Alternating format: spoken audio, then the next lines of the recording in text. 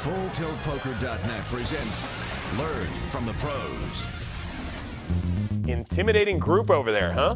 We continue to learn from the pros, presented by FullTiltPoker.net.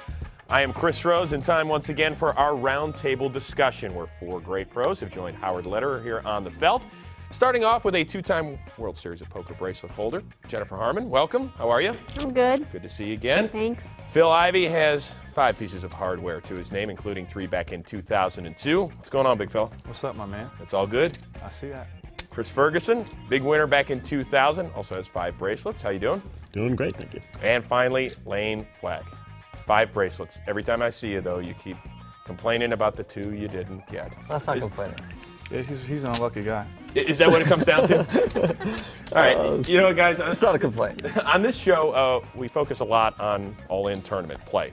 But look, there's people playing in their home games, or sometimes they'll step up to the table with you guys. You got to know when to quit. Do you guys put out limits on yourself when you say, okay, I've hit that mark, good, I'm walking, Chris? No, I really don't. You want to play, as long as you're playing your best game, you want to keep playing, and as long as the game's good, you want to keep playing. I think a lot of people, what happens to them is they start to lose money, and actually, after they start to lose money, they actually start playing worse because they get frustrated. And that's when a common mistake they make is to play too long. You want to quit when you're playing poorly. So actually, if you want to do anything, you want to have a stop once you've lost so much money. That's when you should quit. But that's not what most people do. And that's Right. And what happens when you start to lose? Okay, guys thinking, yeah, it looks like I'm beat, but he's losing. Yeah. So maybe he's just steaming, and you know, so there's that little bit of doubt, and as long as the doubt's there, you aren't going to get. Yeah, that's a someone to fold. big mistake people make is they quit too early when they're winning, and when they're losing, they stay and play all night. In order to get that that's credibility back. That's a recipe for disaster. A lot of the best poker players in the world end up going broke because of that.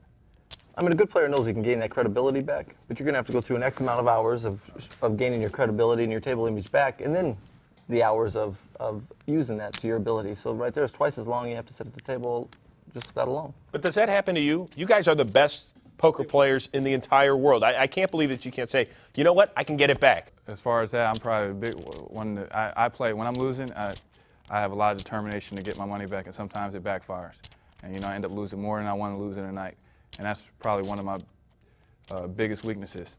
You know, I mean, but you know, again, when I'm winning, I make up for it, because when I'm winning, I play 30. Get out the way. I play 30, 36 hours, you know, if necessary. 30 to 36 hours? I mean, I've played longer. If you're winning, other people are losing in the game. Right. So they're going to play a lot worse against you, and you have such an unbelievable table image that you can take total advantage of that bluff.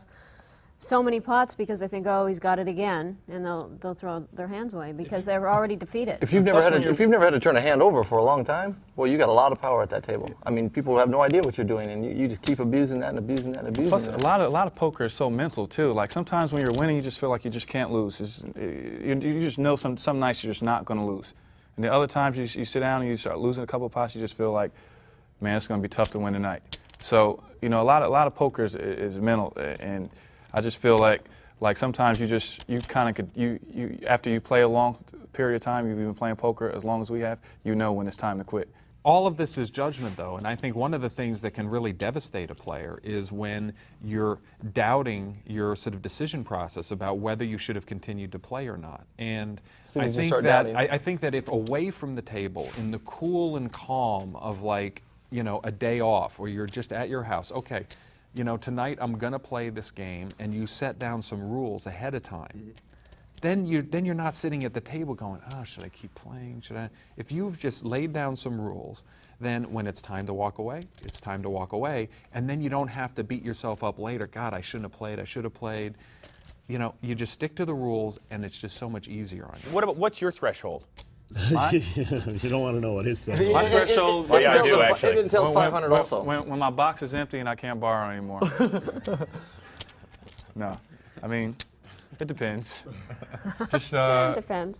You know, it depends on how I'm feeling. You know, I mean, like sometimes I'm in a mood to play a long time, sometimes I'm not. For beginners, you just have to remember that you can quit loser. A lot of people just have a hard time quitting loser. That you can come back tomorrow and the same game's going to be there, and probably for the next 2, 3 years. It's a lifelong game. Don't think of, you know, each individual night as an individual night. It doesn't matter when you play your next hand.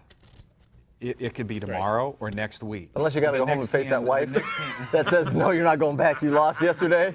You know, right there, you're forced to win. You know, that's when you got to have the talk before you step outside. But statistically speaking, your next hand is your next hand. And if it's in 5 minutes when you've just taken a big loss. I want to put that on TV, that Layne's got to step up to the plate to get married. He has a wonderful girlfriend. All right, unfortunately, yeah, tune into Dr. Phil next week to see if Layne Flack does get married.